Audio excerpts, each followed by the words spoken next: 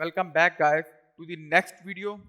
तो last video के अंदर हम लोगों ने हमारा जो HTML वाला सेक्शन था उसको हमने कंप्लीट किया। उसके थ्रू हमने एक वेबसाइट का स्ट्रक्चर क्रिएट किया जो कि आपके सामने है। ठीक है, इसके अंदर हमने 2 पेजेस क्रिएट किए, उसके अंदर हमने एक फॉर्म क्रिएट किया अपने HTML के थ्रू, और साथ ही साथ हमने एक गिटहब का यूज़ करते हुए अपनी इस वेबसाइट को हमने पब्लिश किया। ठीक है, तो यहाँ पर हमारा जो HTML वाला पार्ट था वो हम ख़त्म करते हैं और आगे हम जाते हैं, इससे आगे बढ़ते हैं और इसके स्टाइल के लिए हम देखते हैं एक न्यू लैंग्वेज जो कि है CSS। ठीक है, तो इस वीडियो के अंदर हम लोग बात करेंगे CSS के बारे में, जो कि जिसको हम कहते हैं कैस्केडिंग स्टाइल शीट। तो सबसे पहले ये चीज़ समझना लाजमी है कि जो CSS है ये क्रिएट क्यों की गई और ये क्यों ज़रूरी है। अब यहाँ पर अगर आप वापस 90s में जाएं तो वहाँ पर अगर किसी वेब डेवलपर को अपनी वेबसाइट को स्टाइल अप करना होता था HTML का यूज़ करते हुए, तो बहुत डिफ़िकल्ट होता था।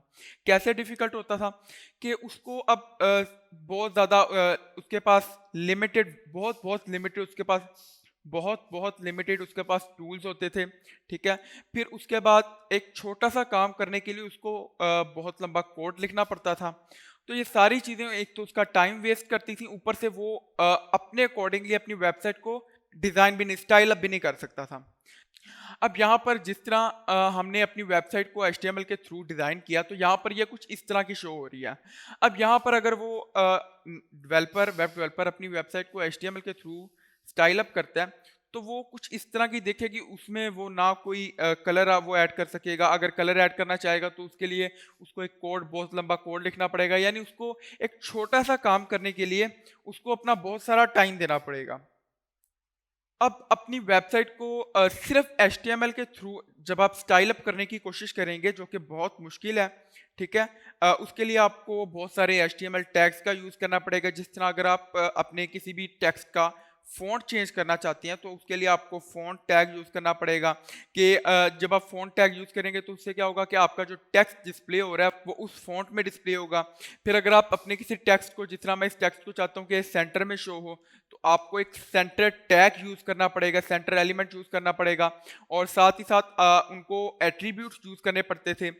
जिस तरह अगर वो अपनी किसी भी हेडिंग, जिस तरह हमारी ये वाली हेडिंग है, वो अपनी इस हेडिंग का बैकग्राउंड कलर चेंज करना चाहते हैं, तो उसको इनके लिए एक बैकग्राउंड कलर एट्रीब्यूट यूज़ करना पड़ता था पर्टिकुलर कलर हेक्स कोड के साथ।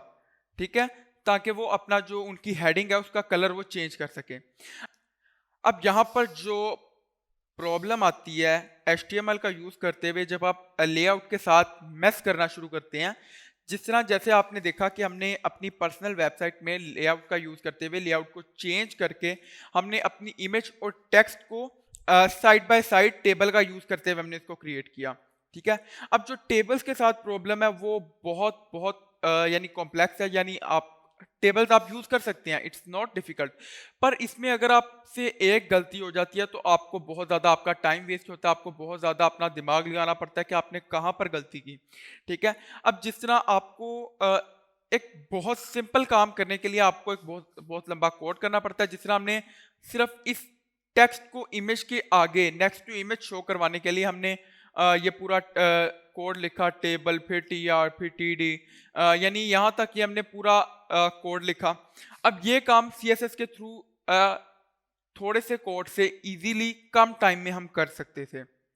और साथ ही साथ जो टेबल्स का एक और इशू है, वो इशू ये है कि यहाँ पर सिंटैक्स एरर आपसे इजीली हो जाता है।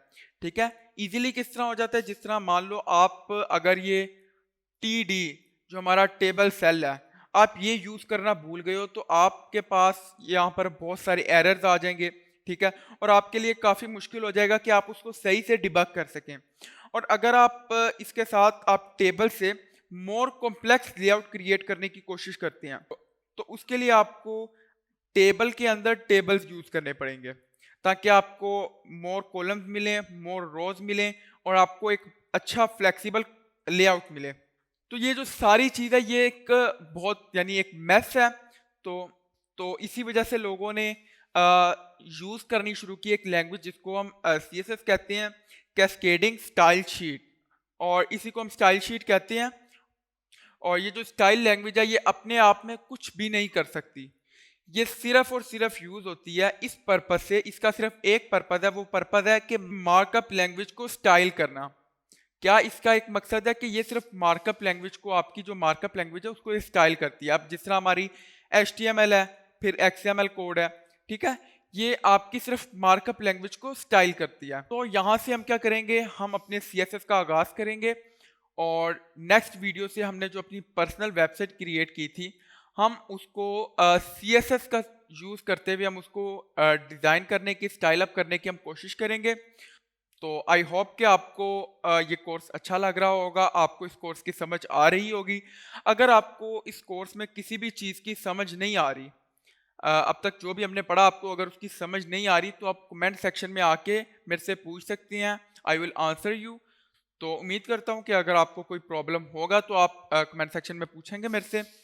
तो मिलते हैं नेक्स्ट लेसन में, तब तक के लिए गुड बाय।